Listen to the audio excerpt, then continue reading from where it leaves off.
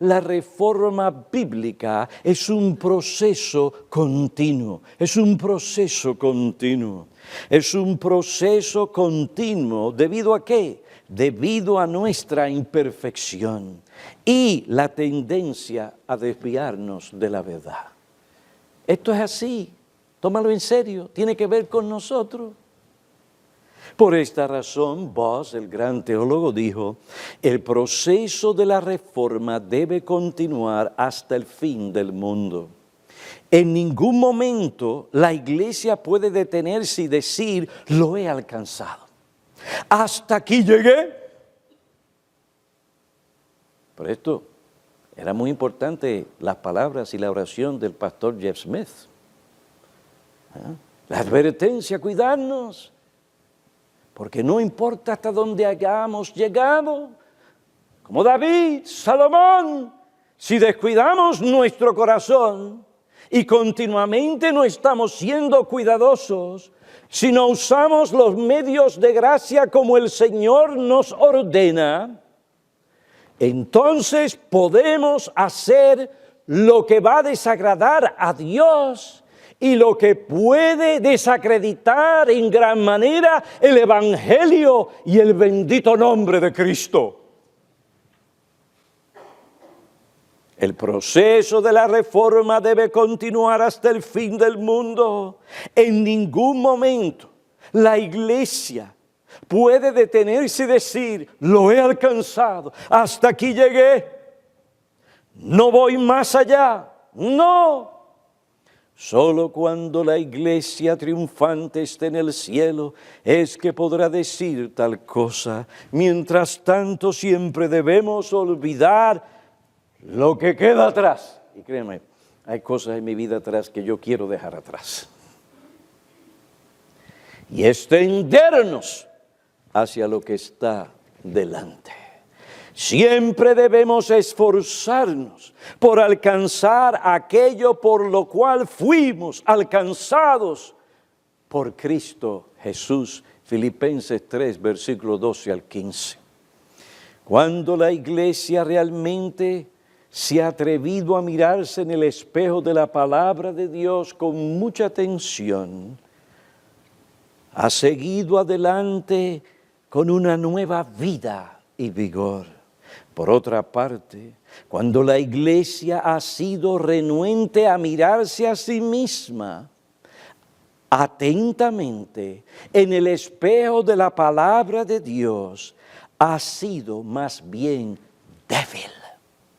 Se ha estancado y se ha convertido en una entidad ineficaz y sin influencia.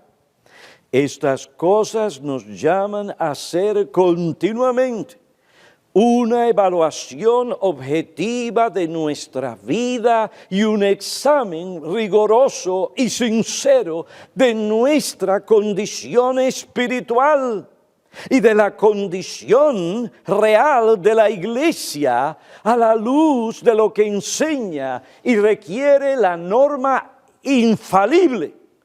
¿Para qué? Para hacer los cambios que ésta demanda de nosotros y de la iglesia. La razón principal para la obra de reforma en nuestras vidas no es simplemente llegar a ser mejores personas morales, sino llegar a ser semejantes a Cristo. Ahí está el punto.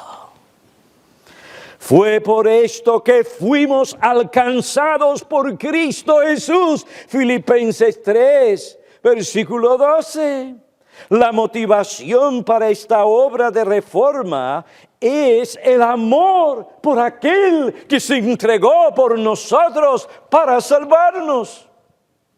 Segunda a los Corintios 5, versículo 14, pues el amor de Cristo nos apremia, nos constriñe, habiendo llegado a esta conclusión que uno murió por todos. Por consiguiente, todos murieron y por todos murió. ¿Para qué? Para que los que viven ya no vivan para sí, sino para aquel que murió y resucitó por ellos. El propósito para la reforma bíblica, la obra de reforma, la gloria de Dios, porque de Él, por Él y para Él son todas las cosas. Solo el verdadero creyente puede hacer esta obra de reforma, pues es el fruto de un verdadero arrepentimiento evangélico y la gracia del Espíritu Santo obrando en el corazón y la vida del creyente. Por otra parte, cuando decimos que la reforma es un proceso continuo, esto no significa que la Iglesia en cada generación debe cambiar la doctrina de la Biblia o reinterpretarla. Eso es lo que ha hecho la iglesia emergente. Y en esas iglesias están llenas de gente que están brincando al son de Justin Bieber. Algunas de ellas.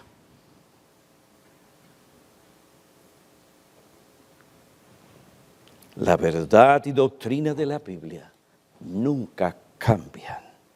Para siempre está firme tu palabra en los cielos, dice el salmista.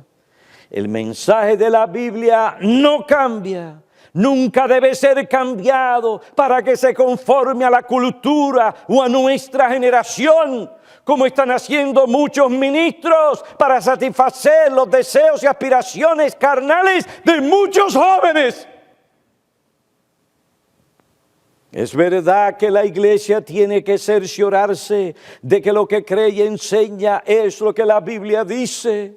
Es verdad que la iglesia debe asegurarse que sus credos y confesiones expresen las enseñanzas de la Biblia. Esto, sin embargo, no significa que cada generación tiene que reinterpretar las doctrinas de la Biblia como hizo el neortodoxo Barth, o lo hace el llamado movimiento de la iglesia emergente de hoy. Este movimiento, como otro señaló, afirma que la iglesia debe participar en una nueva formulación fundamental y generalmente continua de su doctrina y de su comprensión de lo que es la doctrina y cómo funciona. Por lo tanto, la iglesia debe reconsiderar las doctrinas de la justificación, inerrancia y el concepto que solo se necesita la Escritura en el contexto de una mentalidad posmoderna. Es decir, la iglesia debe volver a considerar estas y otras doctrinas desde nuevos puntos de vista. ¿Para qué? Para modificarlas en parte o completamente. La iglesia emergente dice, ya que vivimos en un mundo donde la idea de la verdad como algo fijo y estable es impopular, no debemos aferrarnos a tal concepto. La idea de la verdad como algo fijo es algo peligroso y opresivo. En vez de eso, hoy las personas prefieren un mundo donde la verdad está siempre en flujo, donde es negociable, donde se podría decir en última distancia, no hace demandas absolutas a nadie. De ahí se explica la muchedumbre de jóvenes saltando y brincando al son del rap y de las muchas otras cosas. ¿Por qué?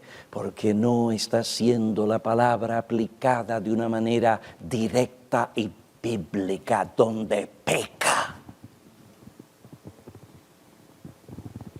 Hablarán de las doctrinas de la gracia y de la salvación, la soteriología. Pero un pobre conocimiento de lo que es la predicación bíblica. De ahí que no nos sorprenda ver los cambios. De ahí que nos sorprenda De ahí que no nos sorprendemos al ver a aquellos que dicen que son creyentes vistiéndose sensualmente.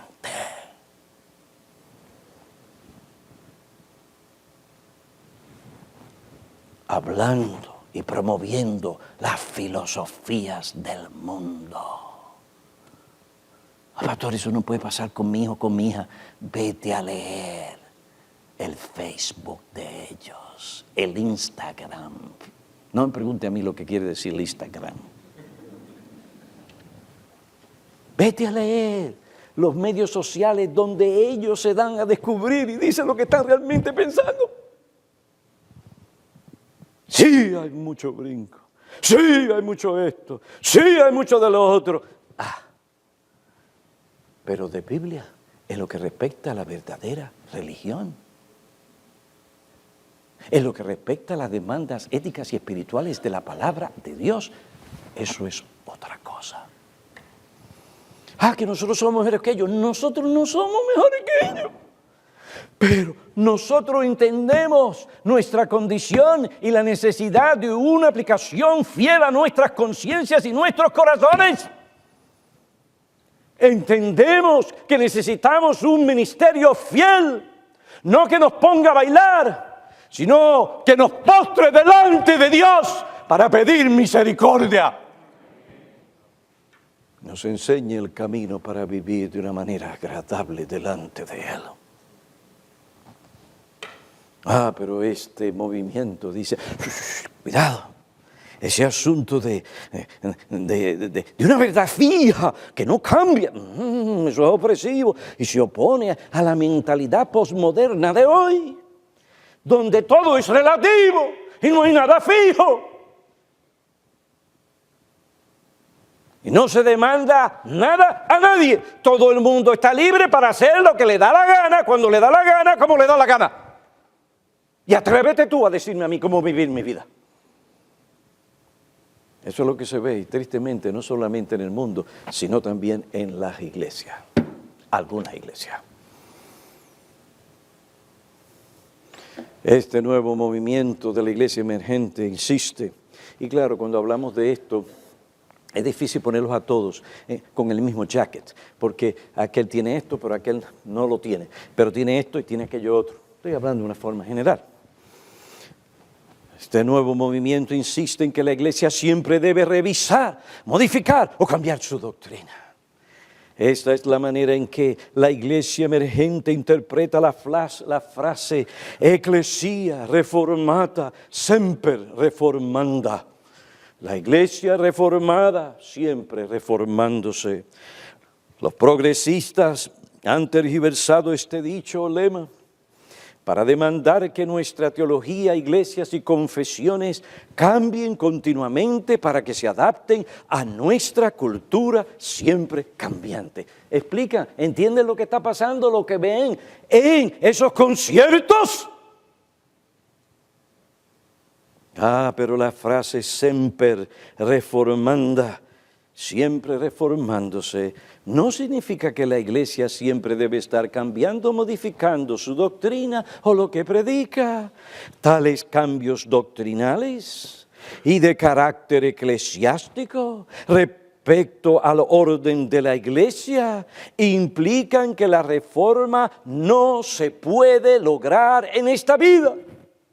Si así fuera, nunca podríamos regresar al patrón invariable de la Biblia, porque tenemos que estar cambiando por cosas nuevas y diferentes según el deseo, o mejor dicho, los dictados de ¿qué? De la cultura siempre cambiante.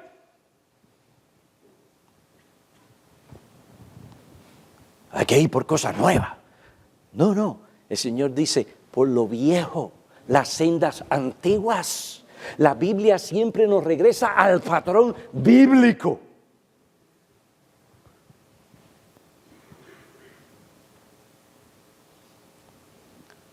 Cuando Calvino y otros reformadores del siglo XVI, XVII hablaban de la necesidad de reformar la iglesia, ellos no estaban diciendo que las doctrinas bíblicas que habían recuperado debían ser cambiadas, alteradas modificadas o reinterpretadas para que se ajusten a los cambios culturales o generacionales. Cuando los reformadores hablaban de la necesidad de reformar la iglesia, su inquietud tenía que ver con la tendencia de la iglesia a apartarse de la verdad que ya se había recuperado. Debido al pecado y sus efectos, la iglesia tiende a corromperse y a desviarse de la verdad. Por esta razón, la iglesia tiene que cerciorarse constantemente de que no se ha apartado de la verdad y que sirve a Dios no según las demandas de una cultura cambiante o de jovencitos que quieren lo que el mundo ofrece y lo que sus corazones pecaminosos piden, sino según la palabra de Dios. Y si eso significa quedarnos sin jóvenes, nos quedamos sin jóvenes.